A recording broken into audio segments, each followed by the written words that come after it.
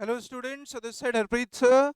Again I welcome you to our YouTube channel of Career Heights. Sir, business studies solution video, yes sir. Business studies का जो paper है आज हुआ था और उसका जो सॉल्यूशन है हम आपको लगभग हाफ एन आवर में, यस 12:30 बजे लगभग जो है पेपर आज खत्म हुआ है।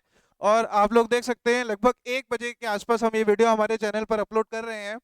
तो स्टार्ट करते हैं स्टूडेंट्स। मैं डिटेल सॉल्यूशन आपको इस वीडियो में तो नहीं दे रहा हूँ, मैं आपको पूरा, क्योंकि मुझे पता है आपके अगले एग्जाम्स भी हैं तो आप उसके लिए भी अच्छे से तैयारी कर सकें, इसलिए इस सॉल्यूशन वीडियो को जो है मैं कंपैरेटिव थोड़ा सा शॉर्ट रखूंगा। ओके स्टूडेंट्स, इसके अलावा नए सेशन के जो हमारे बैचेस हैं वो 23 से तीनों की पेपर के accounts, business and economics start हो रहे हैं सर।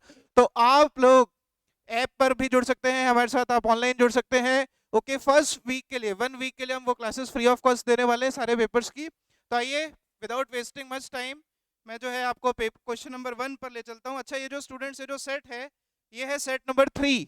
ओके, तो सेट नंबर 3 का जो ये वीडियो है मैं आपका बना दे रहा हूँ। तो आइए सबसे पहला क्वेश्चन मैं आपका ले रहा हूँ, that Gujarat textile limited. Sir एक कंपनी दी आपको, कंपनी को 80 करोड़ रुपए चाहिए सर, राइट।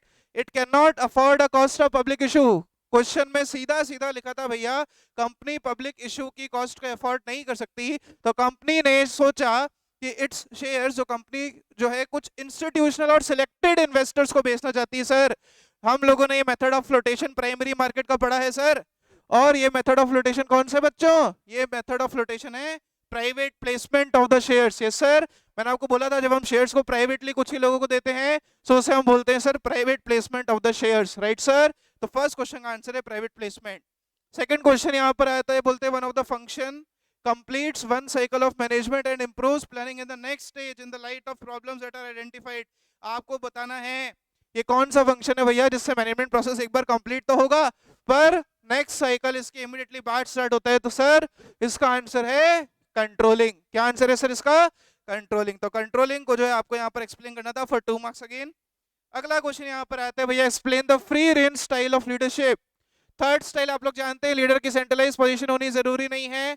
इस तरीके से जो ये स्टाइल है काम करती है, ए बी सी डी मान लीजिए चारों सबॉर्डिनेट्स हैं, आपस में कम्युनिकेट कर सकते हैं, क्रॉस कम्युनिकेट कर सकते हैं। लीडर जो है सर, लीडर किसी भी पॉइंट पर यहाँ हो सकता है, यहाँ हो सकता है, यहाँ हो सकता है और यहाँ भी हो सकता है सर। तो इसे हम कहते हैं free range style of leadership. Again हमारे टेस्ट में से, और स्टूडेंट्स मैं आपको बता दूं सारे क्वेश्चंस हमारे टेस्ट में कहीं ना कहीं मैंने आपको पूछे हैं, कोई भी पेपर कोई भी क्वेश्चन जो है आपका बिना देखा नहीं था इसके अंदर।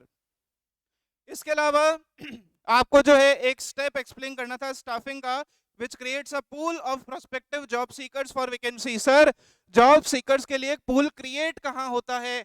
तो सर जॉब सीकर्स के लिए जो पूल जहाँ क्रिएट होता है, अच्छा यहाँ पर आपको 2 पॉइंट में रिक्रूटमेंट और सिलेक्शन में कंफ्यूजन हो सकता था, पर यहाँ पर क्रिएशन की बात हो रही है। पूल के क्रिएशन होता है रिक्रूटमेंट के अंदर, तो यहाँ पर आपको रिक्रूटमेंट एक्सप्लेन करना था अगेन फॉर 2 मार्क्स। अगला है sir, how controlling helps in efficient use of resources. Direct question है, कंट्रोलिंग से एम्प्लॉयज मोटिवेशन, कंट्रोलिंग की इंपॉर्टेंस अगर आपने थोड़ी बहुत जीवन में याद करी हो तो ये क्वेश्चन डायरेक्ट था। 3 मार्क का ये पहला क्वेश्चन था, 2 मार्क के क्वेश्चन इससे पहले सारे कंप्लीट हो चुके हैं।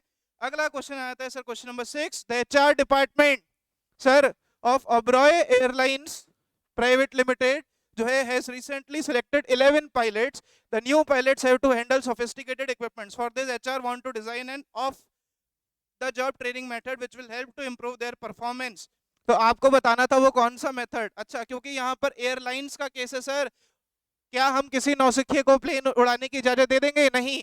तो उसके लिए हम सबसे बेस्ट मेथड कौन सा चुनेंगे सर? Vestibule training. याद रखेंगे सर, वेस्टिब्यूल ट्रेनिंग आपको यहाँ पर लिखना था 3 मार्क्स के लिए, और आपको एनालिसिस, कॉन्सेप्ट और कंक्लूजन के साथ में अपना आंसर लिख करके देना था। 7वां क्वेश्चन आता है भैया, फाइनेंशियल इंसेंटिव्स क्या होते हैं और एनी टू फाइनेंशियल। क्या लल्लू क्वेश्चन पूछा सर? बिल्कुल ही।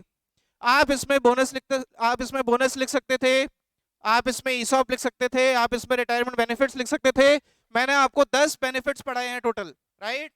फैक्टर्स अफेक्टिंग डिविडेंड डिसीजन कोई भी 3 मार्क्स के लिए, बिल्कुल ही हलवा question. Question number 9, explain right to seek redressal. भैया कंज्यूमर जो है वो अप्रोप्रिएट फॉरम में केस कर सकता है, that is right to seek redressal. और राइट टू सेफ्टी, ग्राहक को अधिकार है कि जितनी भी चीजें उसकी हेल्थ को हार्म कर रही हैं उससे रिलेटेड वो सेफ रहे, उससे वो सारी इंफॉर्मेशन आपको प्रोडक्ट के ऊपर दे देनी है। So right to safety, again a very easiest question. 5 responsibilities of the consumer और पार्ट में पूछी गई।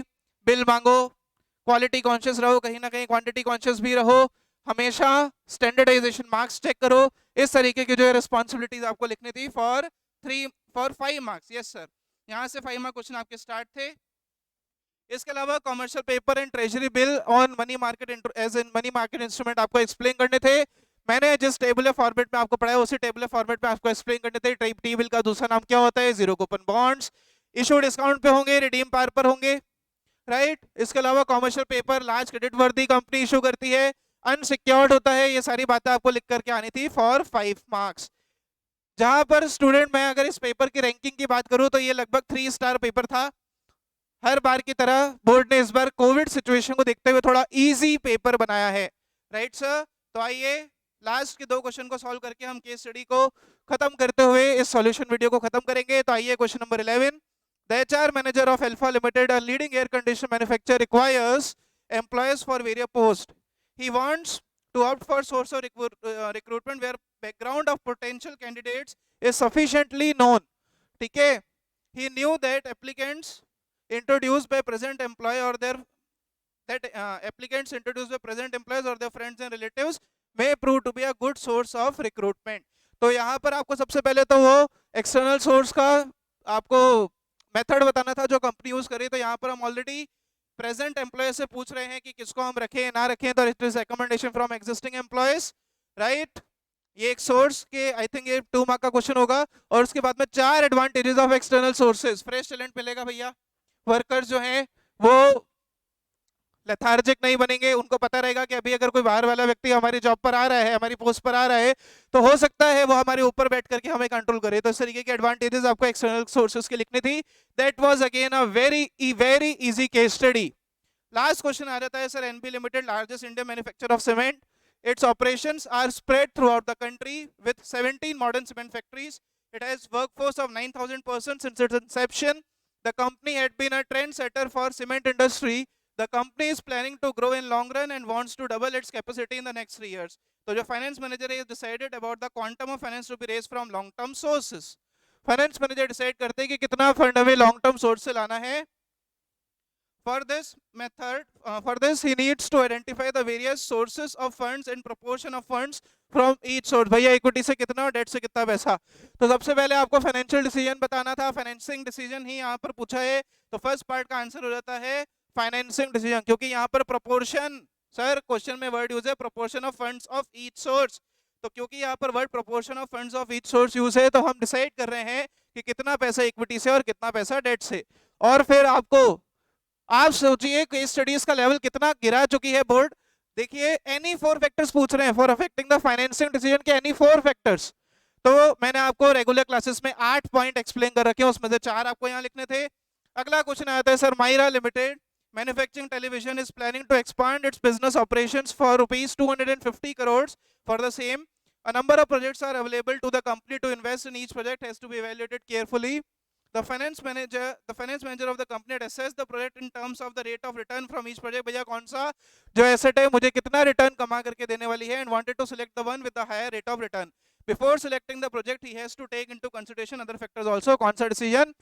Investing decision sir, investing decision. कौन सा डिसीजन होगा सर? ये इन्वेस्टिंग डिसीजन होगा, क्योंकि हम एक्सपेंशन पर्पस के लिए कोई भी डिसीजन जब हम लेते हैं, so that is the part of investing decision. और इसके 2 factors, 2 other factors, rate of return आपको क्वेश्चन ने एक्सप्लेन करके दिया था, तो कोई भी 2 अदर फैक्टर जिसमें हम cash flow from the project ले लेते हैं और इन्वेस्टमेंट क्राइटेरिया इन्वॉल्व ले लेते हैं, वो आपको एक्सप्लेन करने थे 5 मार्क्स के लिए।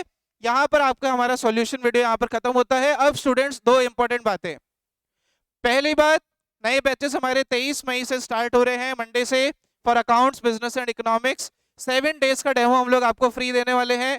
और आप लोग, डिस्क्रिप्शन में आपको हमारी ऐप का लिंक है, आप चैनल को सब्सक्राइब करिए और ज़्यादा से ज़्यादा इस वीडियो को लोगों तक पहुंचाइए, ताकि आने वाले सेशन के जो आपके जूनियर्स हैं उन्हें भी पूरा इसका बेनिफिट मिल सके। Thank you so much and all the best for the remaining paper. Thank you everybody.